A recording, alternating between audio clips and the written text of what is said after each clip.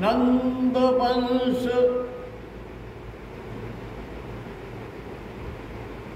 प्रभारूपम नंद वंश प्रभारूपम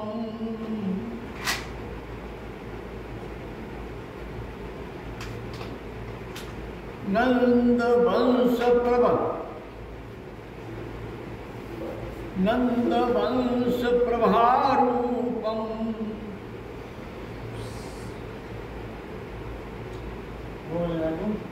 गोप गोधन वर्धनम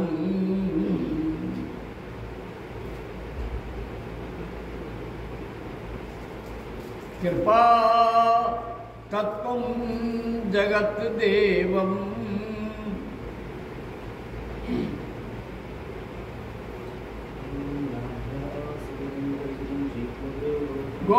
गोलोक प्रदान कारकम। आज अनेक प्रकार के पापों को दूर करने वाली गौ सेवा का दिन है। नंद बाबा की गायों को चराने वाले श्री कृष्ण आज के दिन गौ पूजा का महत्व देते हैं। अष्टमी है, उदयाष्टमी है, वैसे तो नौमी आ गई। अब लोग क्या मानेंगे, क्या कहेंगे, अपने अपने। इसलिए इस मास में गायों के लिए कंबल, वस्त्र, शॉलें, कमर पर डालने के लिए अच्छी सुंदर झूले बनवाते हैं, उन्हें दान देते हैं, नाल के द्वारा तेल पिलवाते हैं, धन धान्य चीजें पहुंचाते हैं और गौशालाएं इससे समृद्ध होती हैं। अब ये गंगा और गौशाला का युग है। एकादशी आ जाएगी, देवता उठ जाएंगे और चारों ओर आनंद छा जाएगा। गंगा के किनारे पर टेंट लगेंगे, तिगड़ी मेला अपना रंग दिखाएगा। या तो नहाए घर या नहाए गढ़। लोग गढ़ नहाने जाएंगे और वहां अपने अपने तंबू लगाकर जो जिस क्षेत्र में है। ऐसा नहीं है कि रामगंगा में भी सफाई होकर वो भी निर्मल हो गई है, वहां भी लोग खूब नहा रहे हैं। शाबाद में तो अच्छा स्नान हो रहा है, सेफनी में अच्छा स्नान हो रहा है, आगे भी हो रहा है। सूखती हुई नदियां बच गई हैं, लेकिन अब भी सुखाने का प्रयास नेतागण कर रहे हैं। नेता की चोरी चली जाएगी तो सीना जोड़ी चली जाएगी। सभी दलों में घुस जाते हैं। बैरंग चिट्ठी ली और झंडा बदला और सवेरे दूसरे में, शाम को तीसरी में और अगली सवेरे चौथी पार्टी में, पांचवी पार्टी में। ये नेताओं का अपना स्वरूप है।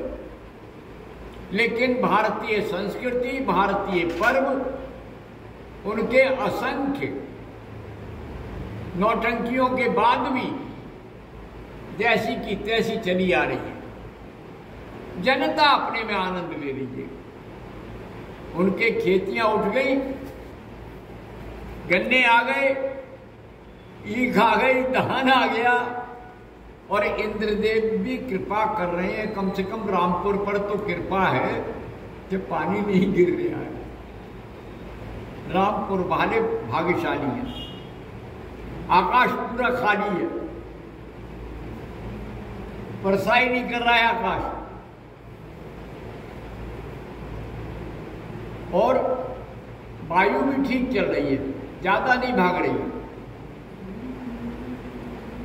लोग घबराते हैं तो मैं कहता हूं कि नहीं भाई, रामपुर पर तो कृपा बरस रही है संतों की, योगियों की, महात्माओं की,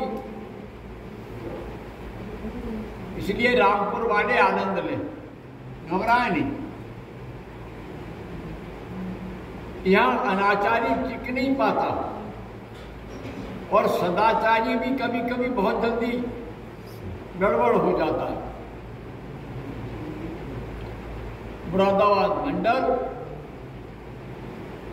पूरा क्षेत्र आनंद में डूब रहा है। ये सब भगवान की कृपा है, महामाया ललिता त्रिपुर सुंदरी की दया है और बजरंग बली की बड़ी कृपा है। चारों ओर अपनी गदा लिए घूम रहे हैं कि मैं देखता हूं क्या होता है। ये सब आंजनेय की लीला है। अंजनी पुत्र